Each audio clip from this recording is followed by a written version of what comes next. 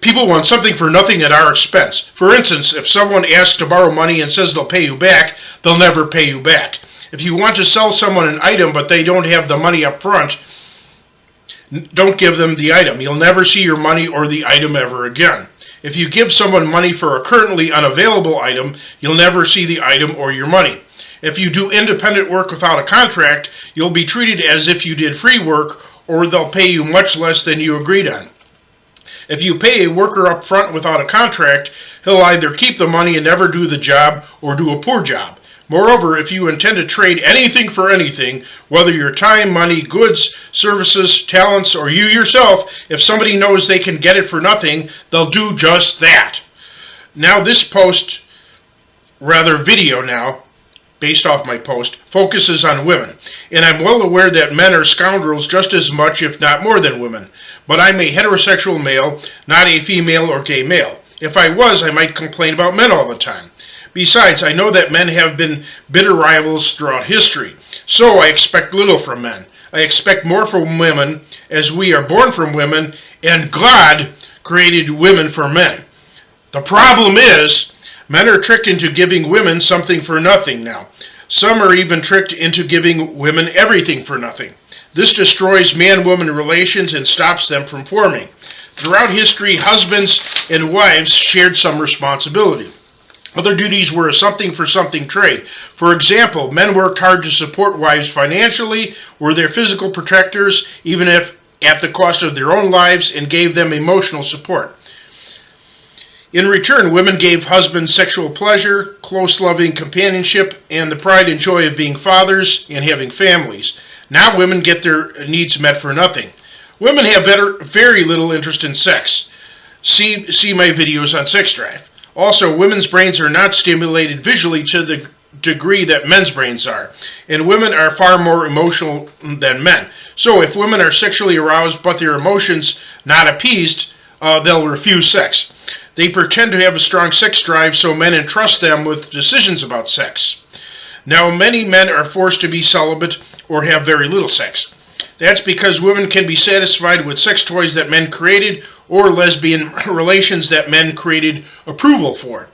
Now most women throw away their marriage, as 2/3 of divorces are initiated by women, many being so-called quote-unquote no-fault divorce, a category which men sanctioned, or women choose to never marry or marry when much older. That's because many women now make their own money because men allowed them to take men's jobs. Some women still cannot make it, so they abuse the welfare system, as 2/3 of those on welfare are women, which welfare system men allow. Other women work as strippers or erotic dancers or internet webcam models, whom men stupidly pay for, getting nothing but being outside of being able to look at them. Besides, men come to the rescue of single women they don't even know. And if a single or divorced woman has the tiniest friction with a man, they sick aggressive policemen on them, which police stupidly respond to the women's complaints. Other women are now taking up firearms for protection, although that's dangerous and that their children could get a hold of those guns. Also, gay men are giving women full emotional support and male companionship for little or nothing in return. Incredibly enough, some straight men are willing to be women's friends too, supplying their needs without getting their own needs met. And due to artificial insemination, women don't even need men to have children. Some are happy with adoption, and some adoption agencies, stupidly enough, allow single women to adopt. And as stated before, God created women for men, but God did not create men for women. Therefore, women can get their needs met without husbands if society allows it. In summary, this spells the death of marriage. And most men cannot be happy being single. It causes many to live lives of unhappiness. Now, what must be done? 1. Shut independent women down financially. Whenever you plan on doing business with a new company, make sure it has a male owner, no exceptions. And never pay money towards a prostitute, escort, stripper, webcam model, OnlyFans model, and such like. And before you marry, make sure you have a solid prenuptial agreement, no exceptions. And when dating, don't allow the courtship to go on for many years so you're being used as a meal ticket, and never give expensive gifts like a car before marriage. And if you know any man who does the opposite here after having warned them, shun them completely. 2. Never do anything to physically protect any woman whatsoever, outside of your mother or sister. That's common sense. And I find it interesting that in the Old Testament, Deuteronomy 22:28-29, the punishment for a man forcing himself on a single woman is that he must marry her. I'm not saying I approve of that, I'm just saying I find it interesting. And if any men want to physically protect women who choose to be single, shun those men completely. 3. Never give emotional support, provide rides, cook for, or otherwise maintain companionship with any woman who chooses singleness. Many men complain about being friend-zoned, but here's a solution. Never be willing to just be their friend.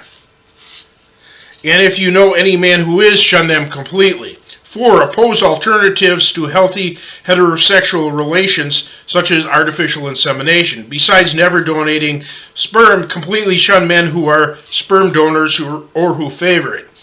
Denounce adoptions by single people or gay couples, and denounce lesbianism for what it is, radical feminism. And completely shun men who engage in or support these things.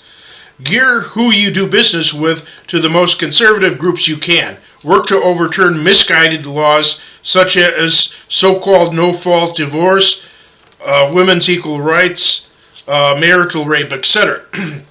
Don't misunderstand me. We are obligated to help our mothers, sisters, elderly widows, and severely handicapped women regardless. Those are necessary good Christian works. But outside of that, no. Or if you're married, help your wife. But like I said, outside of that, no. But by giving strange, able-bodied young women something for nothing, you destroy man-woman relationships. Men will either have to be celibate or gay and or be alone the rest of their lives. That's unless women get to the point of mass extermination of men. You have been warned!